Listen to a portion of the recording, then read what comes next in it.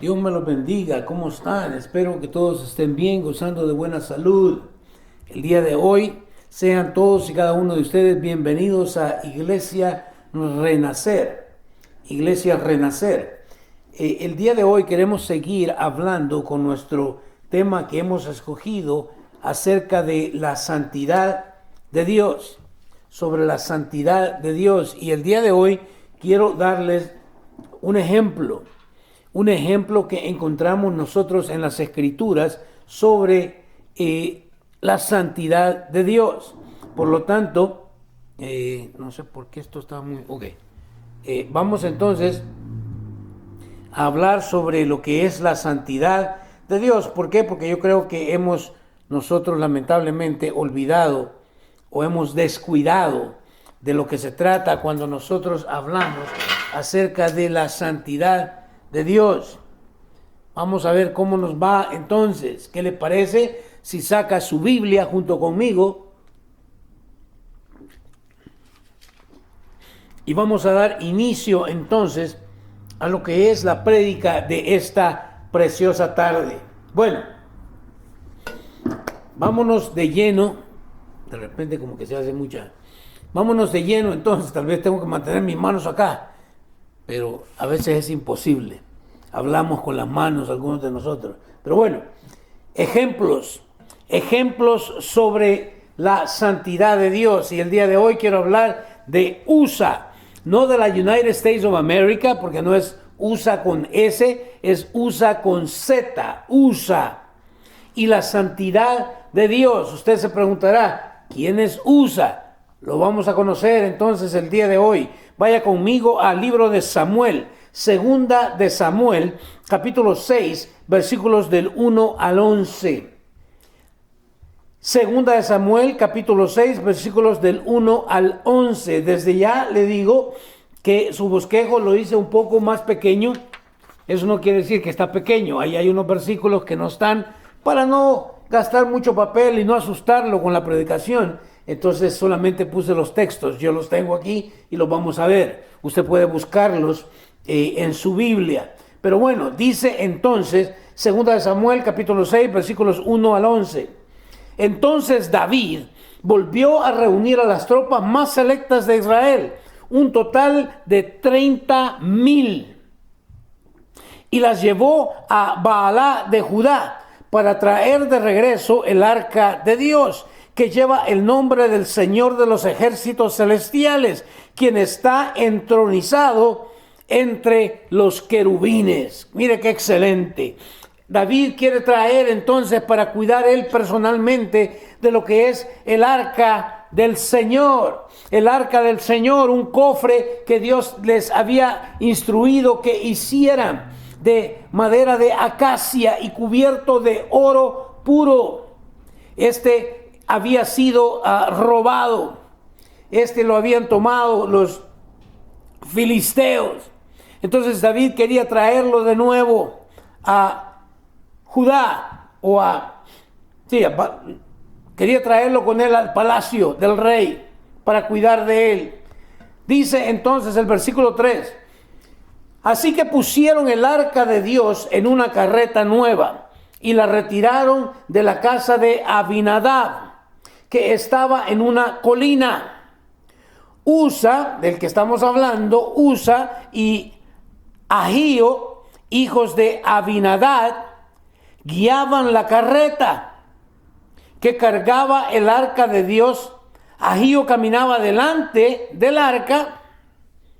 David y todo el pueblo de Israel celebraban ante el Señor, entonando canciones y tocando todo tipo de instrumentos musicales, liras, arpas, panderetas, castañuelas y címbalos. Mire, esta era una celebración increíble porque estaban regresando una vez más el arca del Señor, el arca del pacto, lo mismo, tiene muchos nombres, pero es el arca del pacto, el arca del Señor. Y iban celebrando con música y todo el mundo emocionado, pero miren lo que dice el versículo 6.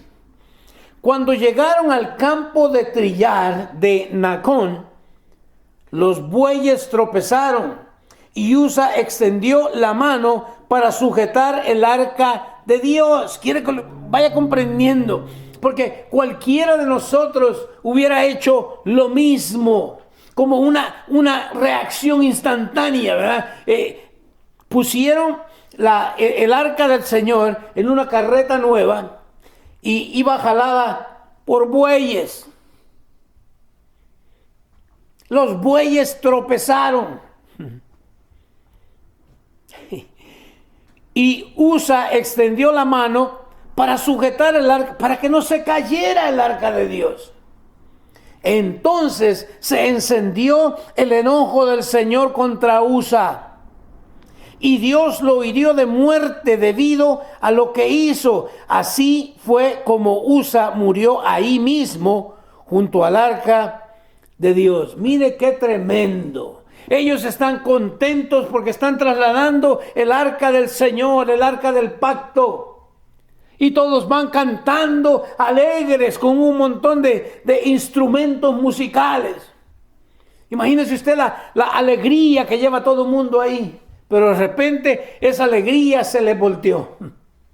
¿Cómo? Porque Usa, inmediatamente que él toca el arca, cae muerto. ¿Y quién fue el que lo mató? Fue Dios.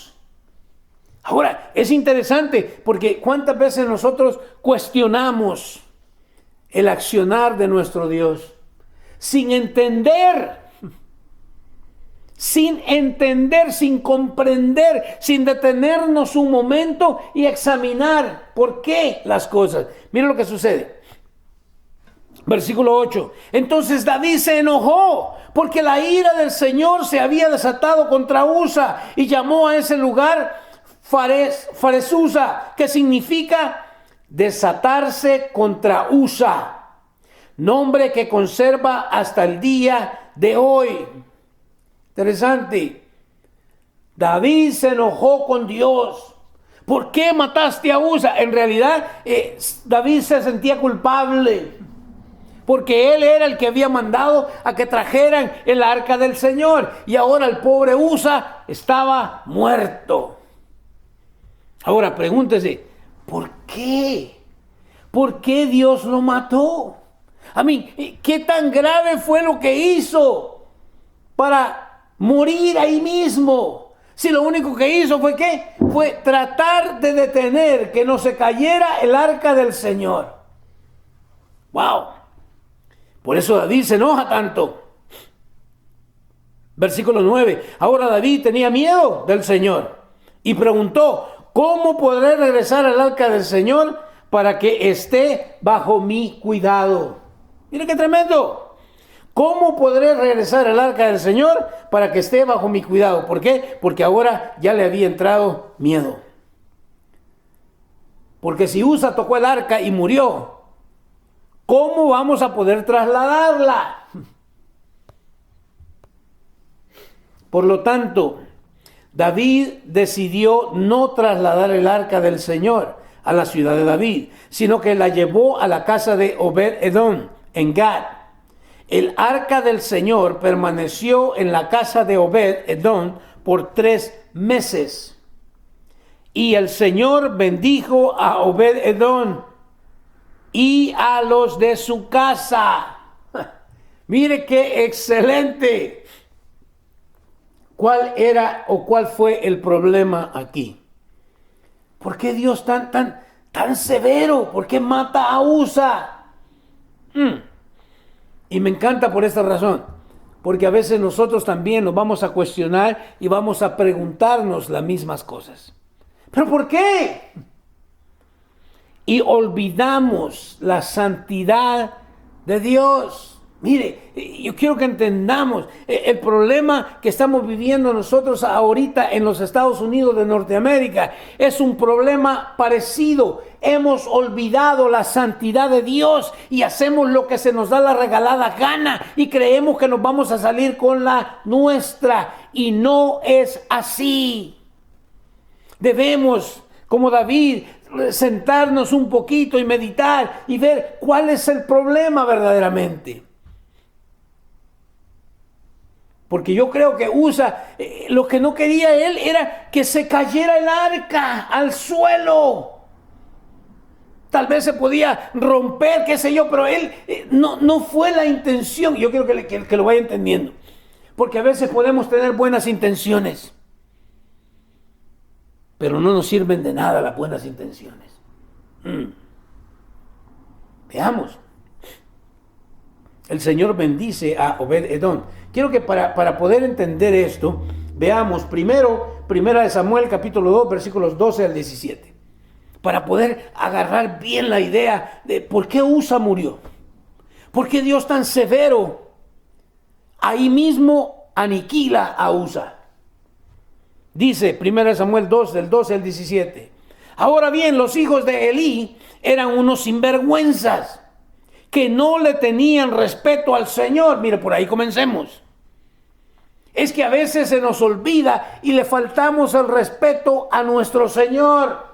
No tenemos el respeto debido, lo que deberíamos de temer. No lo hacemos.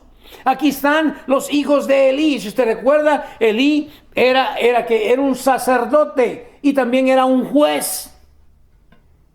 Pero los hijos, ¿qué dice? No lo puede poner. Eran unos sinvergüenzas. Se está hablando casi como lo que estamos viviendo el día de hoy. Son unos sinvergüenzas. Descaradamente quieren mentirnos. Y era lo que hacían estos hijos de Elí. ¿Qué es lo que dice? Versículo 13. No solamente eran sinvergüenzas, sino que no le tenían respeto al Señor, ni a sus obligaciones sacerdotales. ¡Wow! O sea que no solamente esto va con los hijos de Elí, sino también con aquellos que trabajan dentro de lo que es la iglesia, el templo, ni a sus obligaciones sacerdotales. Cada vez que alguien ofrecía un sacrificio, los hijos de Elí enviaban a un sirviente con un tenedor grande de 3 dientes, mientras la carne del animal sacrificado aún se cocía. Escuche, estos eran hijos del sacerdote, y como hijos del sacerdote también estaban involucrados ellos dentro de lo que era el servicio sacerdotal dentro del templo, pero no lo hacían como debían de hacerlo. ¿Por qué? Porque eran sinvergüenzas y habían perdido el respeto a Dios. ¿No le suena como a la iglesia el día de hoy? Hemos perdido el respeto a Dios y hemos metido al templo adoración a Baal. Hemos permitido que cosas se hagan que el Señor nunca nos ha pedido que las hiciéramos de la forma en que las estamos haciendo. Versículo 14. El sirviente metía el tenedor en la olla y exigía que todo lo que se sacara con el tenedor fuera entregado a los hijos de Elí. Así trataban a todos los israelitas que llegaban a Silo para adorar. ¡Wow! Algunas veces el sirviente llegaba aún antes de que la grasa del animal fuera quemada sobre el altar. Exigía carne cruda antes de que hubiera sido cocida para poder asarla. Bueno, es que querían carnita asada. Escuche, ellos podían comer de eso, pero no en la forma en que lo estaban haciendo. ¡Wow! Por eso dice que son sinvergüenzas y habían perdido el respeto al Señor, porque no están siguiendo la orden, los reglamentos, lo establecido por Dios. Versículo 16. Si el hombre que ofrecía el sacrificio respondía: toma toda la que quieras, pero solo después de quemarse la grasa, el sirviente insistía: no, dámela ahora o la tomaré por la fuerza. Mire, parece que la gente que venía a adorar tenía más respeto que los mismos sacerdotes. ¡Wow! No, dámela ahora, ¿ok? O la tomaré por la fuerza. No, yo gané y yo... No has ganado nada, cálmate. El sirviente insistía: no, dámela ahora o la tomaré por la fuerza. Versículo 17. Así que el pecado de estos jóvenes era muy serio ante los ojos del Señor, porque trataban las ofrendas del Señor ¿con qué? Con desprecio. ¡Wow! Escuche, el pecado de estos jóvenes, déjenme ponerlo así, el pecado de la iglesia es el que nos ha llevado a la situación que estamos viviendo. Que no le digan, que no le cuenten. El pecado de esta nación, que hemos olvidado la santidad de Dios, es la que nos tiene en la situación en la que estamos. Y es menester que regresemos una vez más a examinarnos. Quiero que lo entienda. Gane quien gane las elecciones aquí en los Estados Unidos, Dios está aprobando su gente, su pueblo. ¿Dónde estamos? Así que el pecado de estos jóvenes era muy serio ante los ojos del Señor, porque cierto o no, tal vez alguien lo pudo haber visto y no hay ningún problema, si de todas maneras ellos también van a comer de esa carne. Sí, pero no era lo que Dios había establecido. Y las cosas se hacen como Dios dice, no como tú piensas que deben hacerse las cosas. 1 Samuel 4, 1 al 10. ¿Por qué teníamos que hablar de los hijos de Elí? Pues va a ir comprendiendo poco a poco. Mire qué pasa. En 1 Samuel 4, 1 al 10. Y las palabras de Samuel llegaban a todo el pueblo de Israel. En aquel tiempo Israel estaba en guerra con los filisteos. El ejército israelita acampaba cerca de Ebenezer y los filisteos estaban en Afec. Versículo 2. Los filisteos atacaron al ejército de Israel y lo derrotaron matando a 4,000 hombres. ¡Wow! 4,000 murieron. Número 3. Terminada la batalla, las tropas se retiraron a su campamento y los ancianos de Israel se preguntaban, ¿por qué permitió el Señor que los filisteos nos derrotaran? Después dijeron, traigamos de Silo el arca del pacto del Señor. Si la llevamos con nosotros a la batalla, nos salvará de nuestros enemigos. ¡Wow! Recuerde, el arca del pacto simbolizaba la presencia misma de Dios. Era la presencia de Dios con ellos. Dicen entonces, traigamos de Silo el arca del pacto del Señor. Si la llevamos con nosotros a la batalla, nos salvará de nuestros enemigos. Veamos a ver si es cierto. Versículo 4. Así que enviaron hombres a Silo para que trajeran el arca del pacto del Señor de los ejércitos celestiales, quien está entronizado entre los querubines. Los hijos de Elí, aquí están otra vez, los hijos de Elí, Ofni y Finés, también estaban ahí con el arca del pacto de Dios. ¡Wow! Pero ¿se acuerda quiénes eran estos? Estos eran unos sinvergüenzas que habían perdido el temor del Señor. Pero ahí van los hijos de Elí, Ofni y Finés. También estaban ahí con el arca del pacto de Dios. Versículo 5. Cuando los israelitas vieron el arca del pacto del Señor, llegaba al campamento. Cuando ellos vieron que llegaba al campamento, que dice, su grito de alegría fue tan fuerte que hizo temblar la tierra. Mira qué tremendo. Hizo temblar la tierra. ¿Qué estará pasando? Se preguntaron los filisteos. ¿Qué es todo ese griterío en el campamento de los hebreos? Cuando les dijeron que era porque el arca del Señor había llegado al campamento. Mire, cuando les dijeron que el arca del pacto, que la presencia misma de Dios estaba ahí con ellos. Versículo 7. Entraron en pánico. Los dioses han llegado a su campamento, exclamaron. Esto es un desastre. Nunca antes nos hemos enfrentado a algo así. ¡Socorro! ¿Quién podrá librarnos de los dioses poderosos de Israel? Son los mismos dioses que destruyeron a los egipcios con plagas cuando Israel estaba en el desierto. Pero alguien les dice: filisteos, versículo 9, peleen como nunca antes. Si no lo hacen, seremos esclavos de los hebreos, así como ellos han sido esclavos nuestros. Peleen como hombres. Me encanta. Peleen como hombres. Así que los filisteos pelearon con desesperación y de nuevo derrotaron a Israel. La matanza fue grande. Ese día murieron 30,000 soldados israelitas.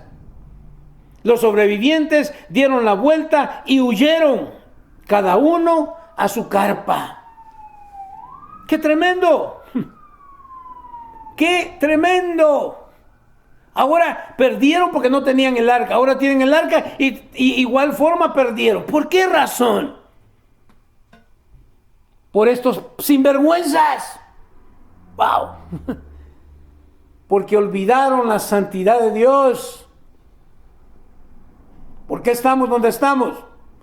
Porque hemos perdido la santidad de Dios. Hemos perdido el respeto a la santidad de Dios. Porque somos sinvergüenzas. Hacemos cosas que sabemos que no deberíamos de estar haciendo, pero las hacemos de todas maneras. Primera de Samuel 5 nos dice: después de que los filisteos capturaran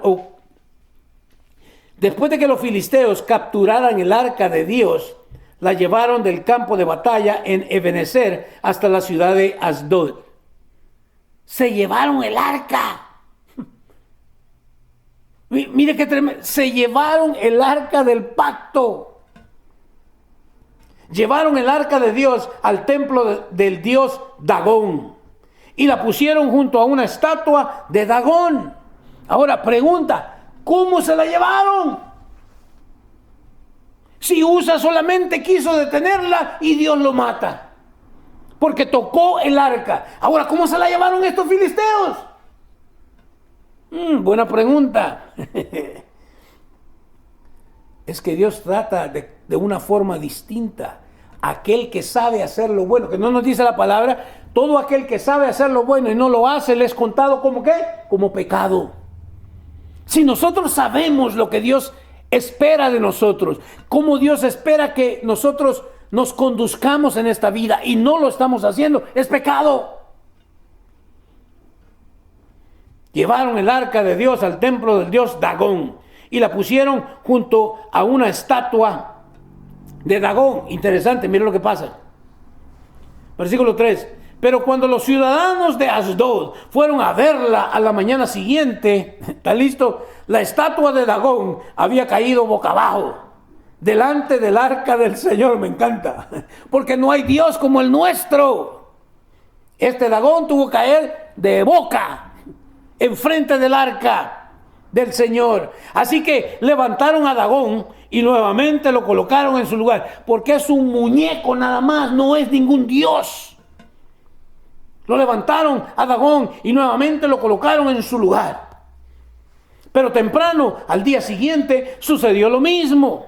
De nuevo Dagón había caído boca abajo frente al arca del Señor. Esta vez su cabeza y sus manos se habían quebrado y estaban a la entrada.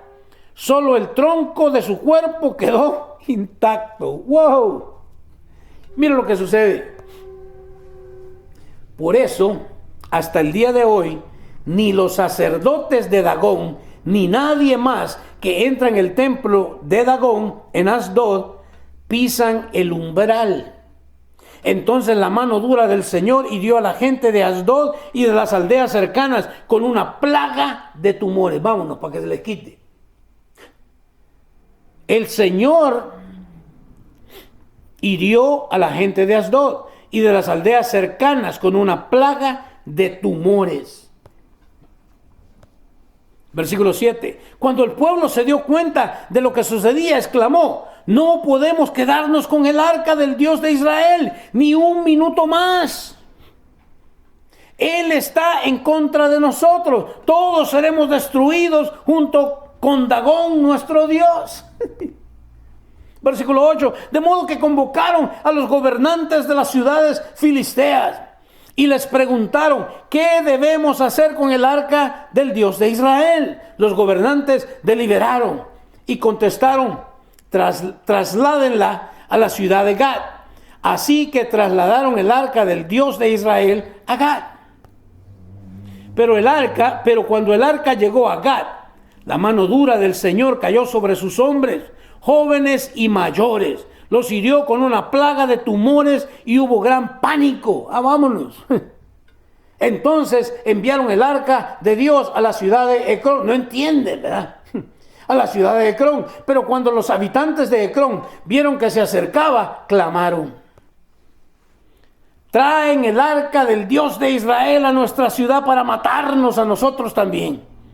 Entonces el pueblo volvió a llamar a los gobernantes filisteos y les suplicó: por favor, regresen el arca del Dios de Israel a su propio país, o nos matará a todos.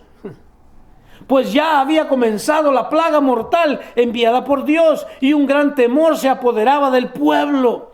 Los que no morían sufrían de tumores, y el clamor del pueblo ascendió al cielo. ¿Qué dice?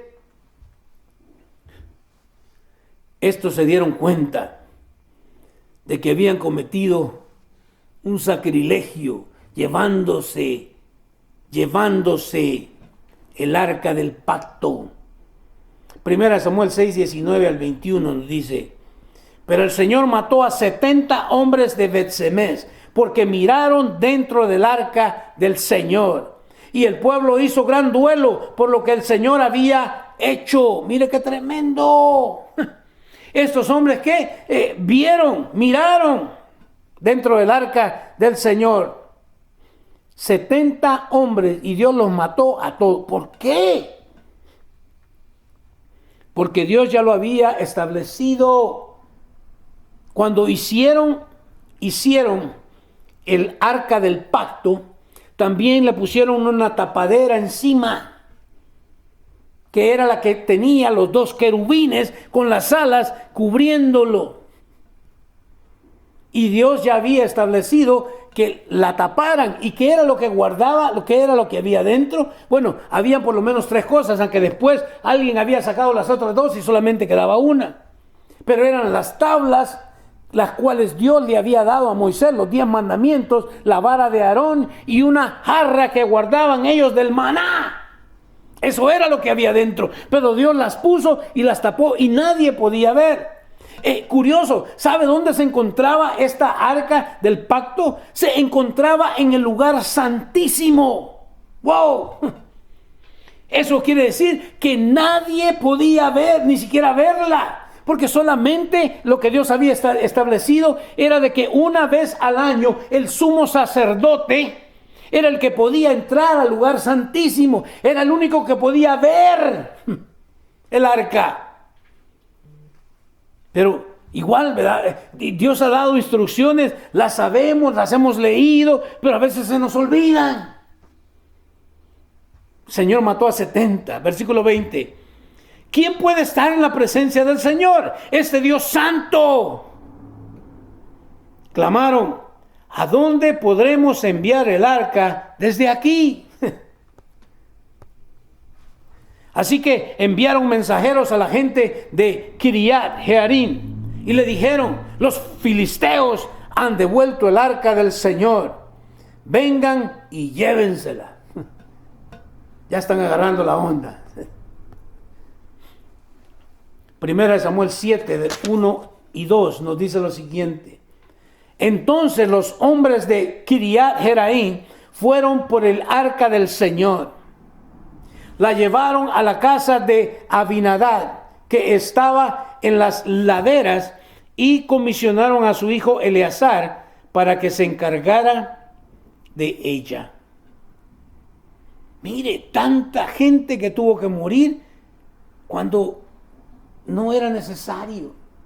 Si tan solo hubieran recordado qué era, qué simbolizaba el arca del Señor y cómo debían transportarla.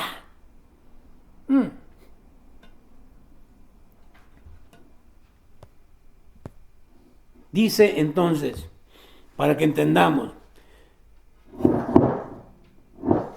¿qué pasó aquí? Primera Samuel 7, 1 y 2. El arca permaneció en Kiriat Jearim mucho tiempo, 20 años en total. Mire, 20 años les tomó para darse cuenta qué era lo que estaba pasando. 20 años en total. Durante ese tiempo todos los israelitas se lamentaron porque parecía que el Señor los había abandonado. Muchos piensan lo mismo el día de hoy, que Dios nos ha abandonado. Mis hermanos, Dios no nos ha abandonado. Nosotros hemos abandonado a Dios. Eso es la verdad. Esa es la realidad.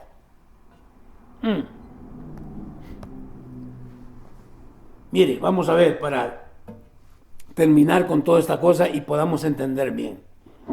Éxodo 25, 10 al 22.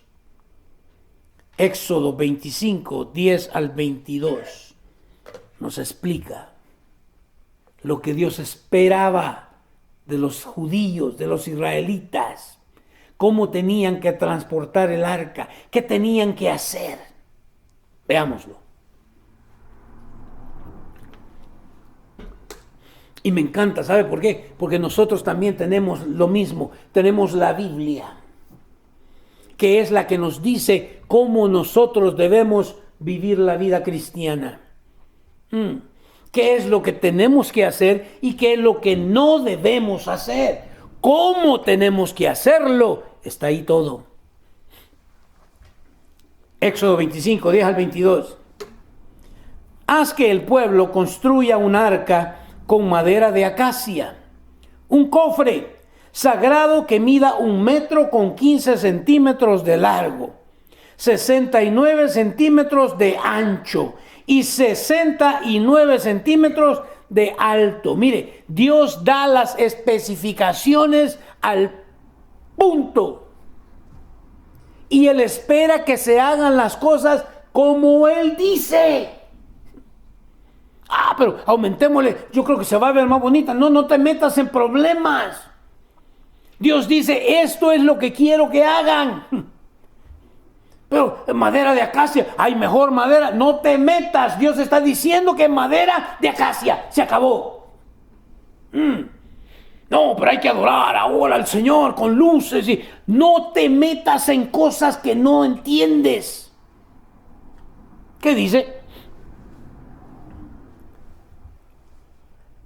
Recúbrela de oro puro por dentro y por fuera. Y ponle una moldura de oro alrededor. ¡Wow! Funde 4 anillos de oro y sujétalos a sus 4 patas. 2 anillos en cada lado. La hicieron a la medida que Dios dijo que debía hacerse, de la forma en como Dios dijo que debía haber sido hecha. La cubrieron con oro puro como Dios había dicho. Le pusieron 4 aros en cada pata de oro puro. Versículo 13. Haz también varas con madera de acacia y recúbrelas de oro. 14. Mete las varas por los anillos que están en los costados del arca para transportarla. ¿Cómo debía ser transportada el arca? Le metían esas varas y no eran bueyes. Eran hombres. ¿Qué tipo de hombres? Necesitaban ser cierto tipo de hombres, los levitas. Aunque aquí ya nos va a dar otro nombre, mire. Versículo 15. Estas varas para transportar el arca deberán quedar dentro de los anillos. Nunca las quites. Cuando el arca esté terminada por dentro, pon dentro de ella las tablas de piedra, las tablas grabadas con las condiciones del pacto que te entregaré. ¡Wow! Le dije que había dentro del arca. Estaban los 10 mandamientos. Las tablas escritas por la mano de Dios. Versículo 17. Después, haz la tapa del arca, el lugar de la expiación, de oro puro. Tendrá que medir 1 metro con 15 centímetros de largo por 69 centímetros de ancho. Otra vez más. Como Dios quiere las cosas, no como tú te las imaginas. Luego forma 2 querubines de oro labrado a martillo y colócalos en los 2 extremos de la tapa de la expiación. Mira qué tremendo. 19. Moldea los querubines a cada extremo de la tapa de la expiación, de modo que formen una sola pieza de oro con la tapa. Los querubines estarán frente a frente, mirando hacia la tapa de la expiación, con las alas extendidas por encima de la tapa. ¿Para qué? Para protegerla. ¡Wow! No podían verla, no podían ver qué es lo que había dentro, no podían tocarla. De hecho, si usted recuerda, incluso al sacerdote o al sumo sacerdote que entraba al lugar santísimo una vez por año, se le amarraba al pie, iba a decir a la pata, pero no, se le amarraba al pie una cuerda. La cuerda salía del lugar santísimo para que en el lugar santo los sacerdotes que estaban ahí, si el sumo sacerdote fallecía, podían jalarlo porque no podían entrar ellos al lugar santísimo. Entonces, de esa forma lo podían jalar. Pero ¿cómo iban a saber si este había muerto? Bueno, si se tardaba mucho tiempo, algo mal estaba. Entonces se ingeniaron y usaban unas túnicas con unas campanitas abajo. Y mientras el sumo sacerdote entraba al lugar santísimo a oficiar, entonces andaba él caminando y entonces sonaban las campanitas. Si las campanitas dejaban de sonar, era porque ese sumo sacerdote a lo mejor estaba como los hijos de Elí y era un sinvergüenza y Dios lo mataba ahí mismo. Entonces así lo jalaban con esa cuerda, porque quien entrara también iba a morir. Mire lo que es la santidad de Dios, pero nosotros hemos olvidado todo esto. Ahora, el día de hoy, la gente hace y deshace. Pero yo quiero recordarle, Dios sigue siendo el mismo de ayer, hoy y por los siglos. Y Dios no pasa por alto. Su gracia, sus misericordias, dice, son nuevas cada mañana. Pero eso no quiere decir que Dios da por alto. Por eso le dije, esos son ejemplos que yo le voy a dar. Ahora estamos hablando de Usa. Usa murió por atreverse, por olvidarse de que él no podía tocar esa arca. A David se le olvidó de que aunque él era el rey y él podía mandar y hagan esto y hagan lo otro, pero se le olvidó cómo Dios había dicho que debían de hacerse las cosas. ¡Wow! Con Dios no se juega, créamelo. El hecho de que Dios no nos haya consumido ya no quiere decir que Él se complace con lo que nosotros estamos haciendo. No. De hecho, el Nuevo Testamento nos dice que no es que Dios guarde o retarde su promesa, sino que es paciente para con cada uno de nosotros, no queriendo que perezcamos, nos da la oportunidad de que nos arrepintamos. Me encanta la santidad de nuestro Dios. Versículo 21. Coloca dentro del arca las 2 tablas de piedra grabadas con las condiciones del pacto que te entregaré. Luego pon la tapa de la expiación encima del arca. Sabían que iba a estar ahí, pero nadie podía abrirla y ver qué había ahí. Por eso murieron aquellos, porque la abrieron y quisieron ver qué había ahí. Pero me encanta. Dice, las tablas de piedra grabadas con las condiciones del pacto. Hay condiciones. Que no le digan, que no le... Somos salvos por gracia. Hay condiciones. No hagamos una desgracia de la gracia de Dios. La palabra es muy clara y nos dice que sin santidad nadie verá a Dios. A veces salimos con cada tontera, ¿no? Oh, tenemos ahora un nuevo ángel en el cielo porque murió fulanito. ¿De dónde sacaron eso? ¿Quién dice eso? La Escritura no dice eso, no enseña tal cosa. ¿No le parece curioso que todos los que mueren van al cielo? ¿Quién dice? ¿De dónde sacaron eso? Leamos la palabra. Ahí hay condiciones del pacto.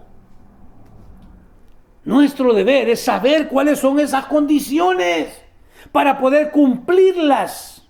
Porque si no, entonces ese pacto no es válido. Wow.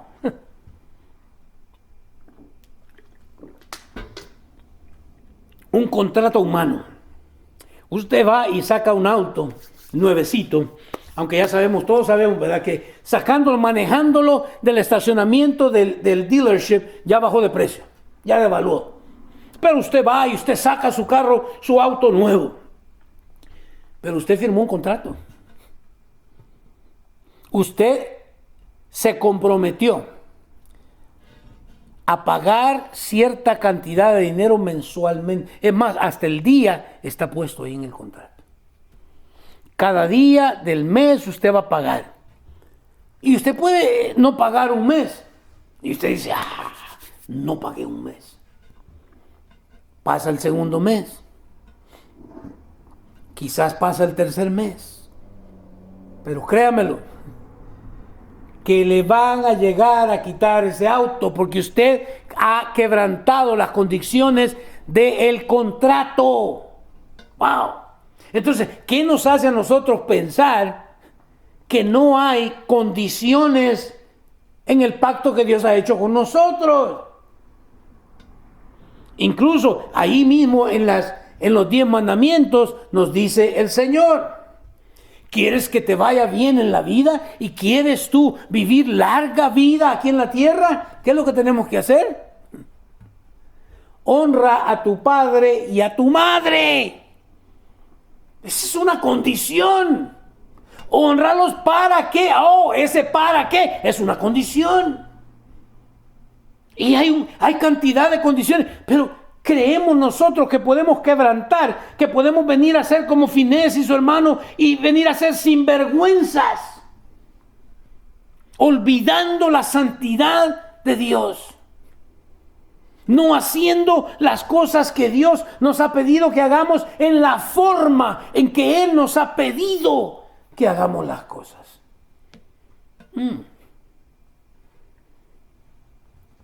El hombre de Dios tiene que ser casado con una sola mujer. El día de hoy tenemos pastores que van sobre su tercer o cuarto matrimonio. ¿De dónde salimos con estas cosas?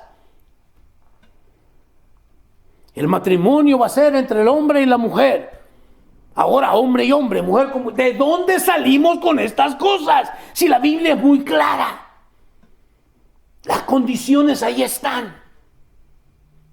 Desde que yo tengo uso de razón, usted siempre ha llenado una aplicación y sexo, masculino o femenino. Se acabó. Ahora hay como cientos. ¿De dónde? Es de la degeneración de la mente del hombre. Pero eso no es bíblico. Eso no existe. Esa es una fantasía. Esa es una sinvergüenzada. No estoy enojado, nomás estoy explicando que hemos olvidado la santidad de Dios y nos hemos vuelto sinvergüenzas. Y podemos decir, sí, esos son los líderes políticos. No, estoy hablando también de la iglesia. Que Dios nos ayude. Y regresemos. Coloca dentro del arca las 2 tablas de piedra grabadas con las condiciones del pacto que te entregaré. El Señor nos dice, sed santos, porque yo soy santo. Luego pon la tapa de la expiación encima del arca. Versículo 22.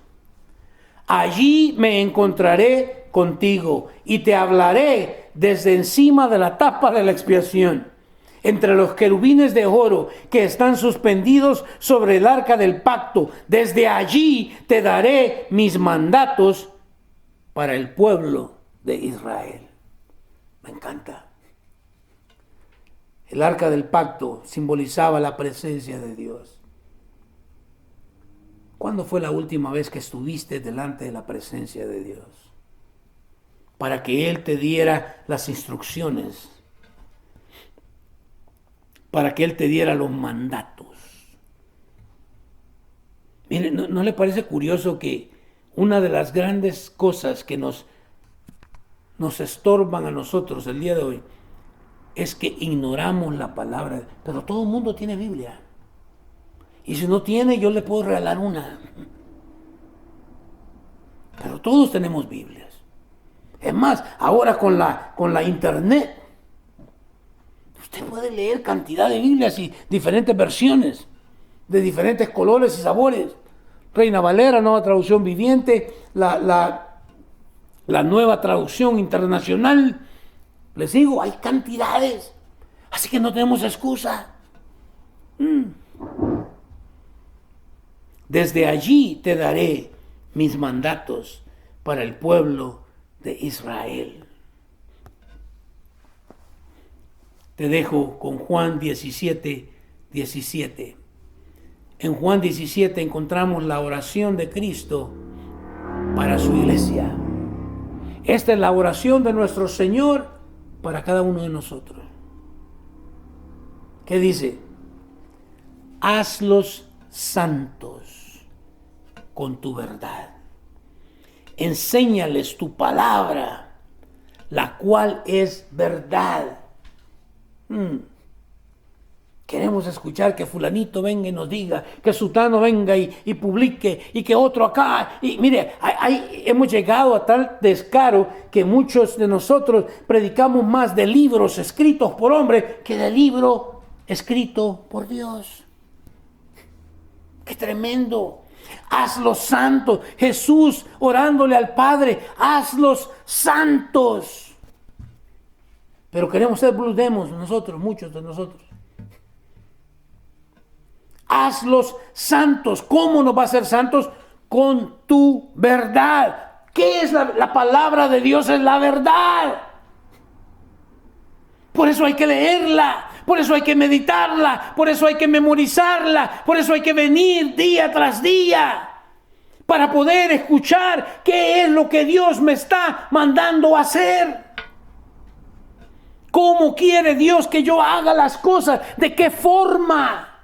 ¿Cuál es el método? Enséñales. Enséñales tu palabra, porque la palabra es la verdad. Muchos de nosotros decimos, a mí me lo han dicho, no, pero es que esa palabra no aplica a mí. Oh, wow, qué bonito. Esa palabra aplica a todo ser humano, a menos que no seas humano, entonces no aplica para ti. Pero toda la Escritura es inspirada por Dios y es útil para enseñarnos a cómo debemos vivir, cómo debemos conducirnos en este mundo, la cual es verdad. Que no le digan, que no le cuenten. Es tiempo, iglesia de Dios, es tiempo que miremos una vez más a este libro sagrado y veamos y no nos olvidemos de la santidad de nuestro Dios, porque vamos a dar cuentas a Él tarde o temprano. Que no sea tarde, que no sea tarde. No juguemos con la gracia de Dios. Ahí donde estás, ora al Señor y arrepiéntete y regresa a tu Dios y Él te perdonará.